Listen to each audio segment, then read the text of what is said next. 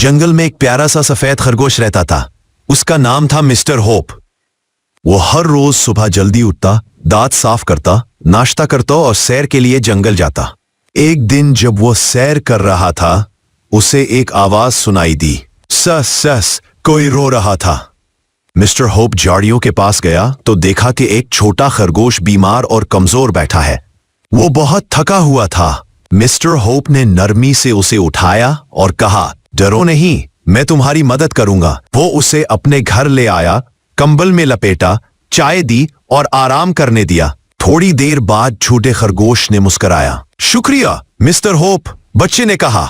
Mister hope ने मुस्कुराकर जवाब दिया, हमें हमेशा दूसरों की मदद करनी चाहिए। लूम सबक, नेकी करने वाला हमेशा याद रखा जाता है। दूसरों की मदद करना बहुत अच्छा काम है।